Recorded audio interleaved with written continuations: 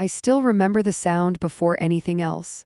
Not the cold, not the pain, not even my baby's cry.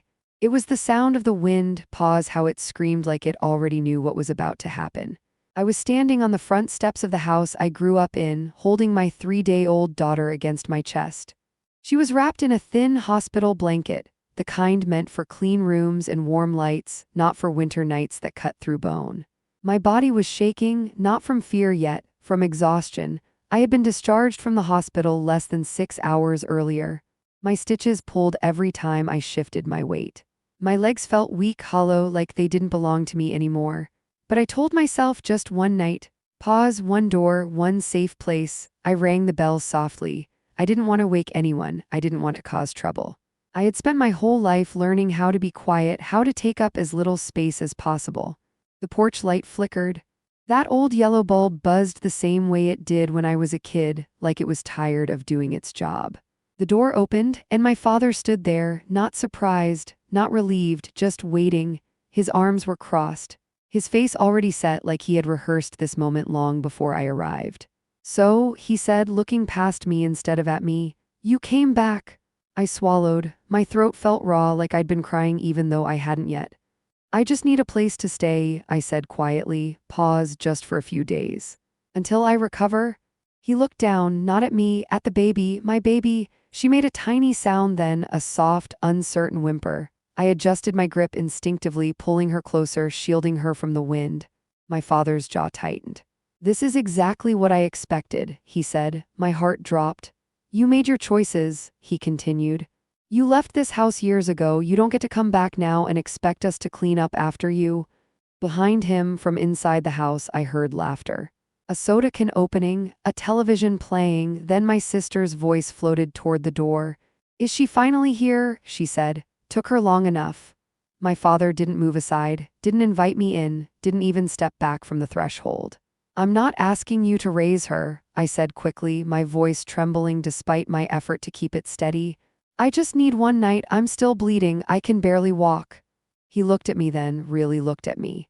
And in his eyes I saw it, not concern, not hesitation, decision. "You shouldn't have come here," he said flatly. Something inside my chest tightened. "What do you mean?" I whispered. That's when my sister appeared beside him, leaning casually against the doorframe like this was entertainment. She smiled, the kind of smile that doesn't reach the eyes. "We had a plan," she said, "and you ruined it." I frowned, confused. "What plan?" She tilted her head, pretending to think. "The plan where you give us temporary custody," she said lightly, "so I could help with the baby while you recovered. But you disappeared. You didn't sign anything. Temporary custody." The words felt wrong, heavy. "I'm not signing anything," I said slowly. My sister rolled her eyes. "Of course not. You never do anything the easy way." My father muttered something under his breath. "She's unstable," he said, postpartum. "Emotional. We tried to guide her." My daughter stirred again, sensing the tension. Her tiny face scrunched as she began to cry. A sharp, piercing sound. I felt tears rise instantly. "Please," I said. Pause, slow breath. "I don't want to fight. I just need to rest." For a moment, just one, I thought maybe they would soften. But toxic families don't soften when you ask for compassion. They punish you for it. My father stepped fully onto the porch. My sister followed. The cold rushed in harder. Snow whipped sideways, stinging my cheeks. "This is your fault," my father said. I blinked. "What did I do?" "You came back," my sister answered for him. "You were supposed to disappear." My breath caught. "I just had surgery," I said, my voice cracking now. "I'm bleeding. Please don't do this." My father's face didn't change. He cared about control, not pain, not timing. "Not a newborn. Give me the baby," he said. The words hit me like ice. I stepped back instinctively. "No," his eyes narrowed. "If you won't cooperate," he said, "you can't stay here." My sister scoffed. "Stop whining," she said. "You always play the victim." She glanced at my daughter. "Honestly," she added, "she probably deserves better than a mother who can't even get her life together." Something broke then, not loudly, not all at once. It was quiet. Like something inside me finally giving up. I had spent my whole life trying to earn my place in that house, trying to be the daughter they approved of, the sister they favored. And in that moment, with snow collecting on my shoulders and my baby trembling against my chest, I understood. There had never been a place for me there.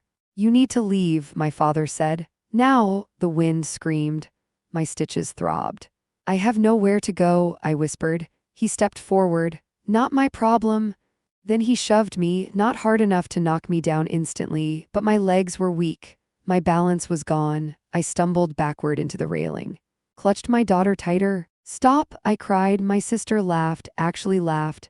This is what you get, she said, for running away. Another push, harder, my shoulder slammed into the post. My knees gave out, and suddenly I was on the porch.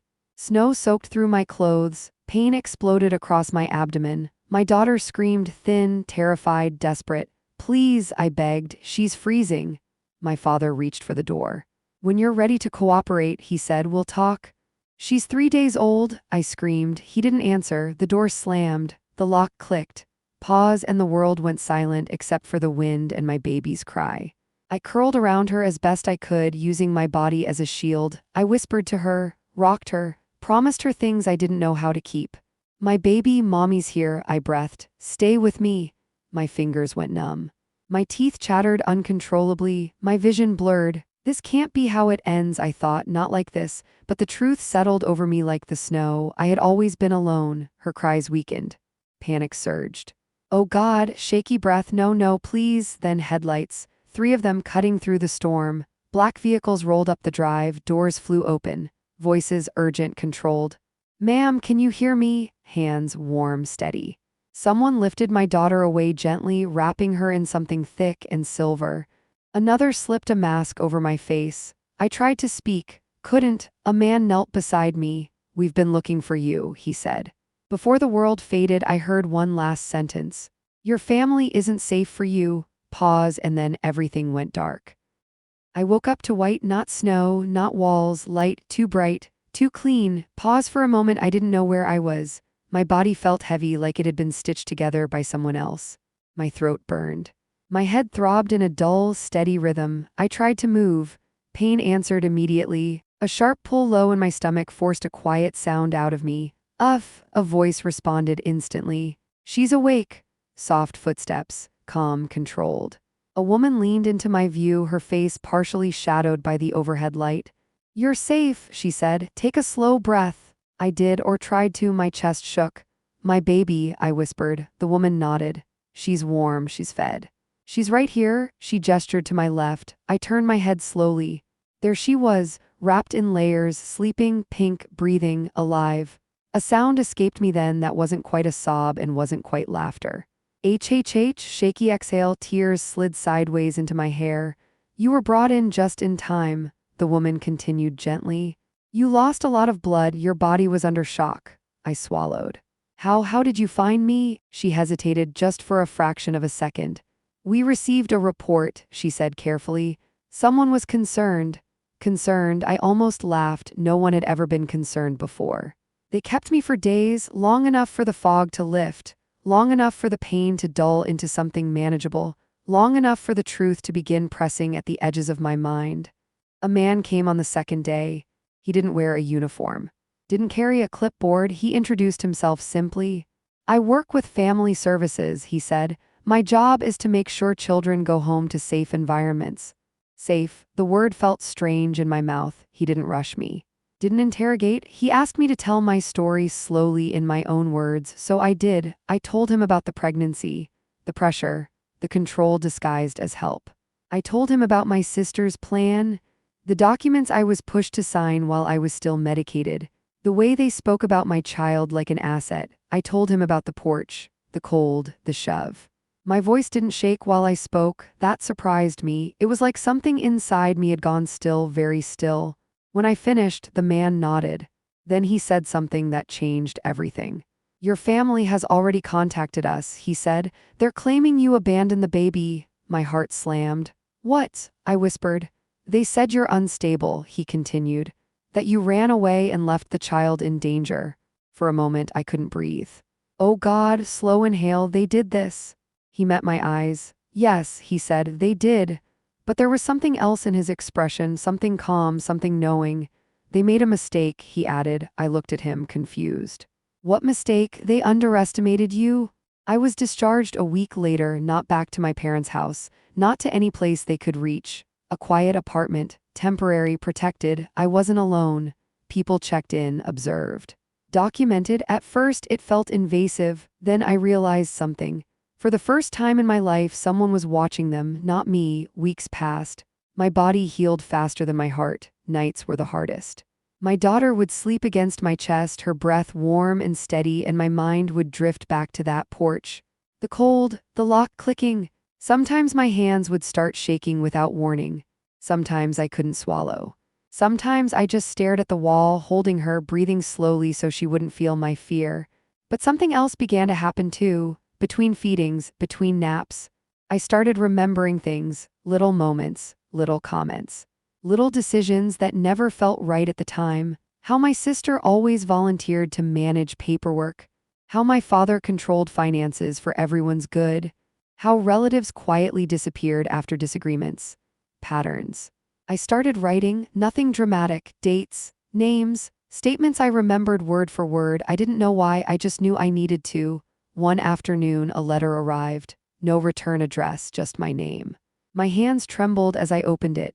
Inside was a single page, typed, formal. We request a meeting to discuss family matters privately. No apology, no concern, just demand. I laughed, a soft, tired sound. They thought silence meant weakness. They always did. I didn't respond. Another letter came, then another, then a message through a relative. She's tearing the family apart, my aunt said over the phone. Your father is devastated?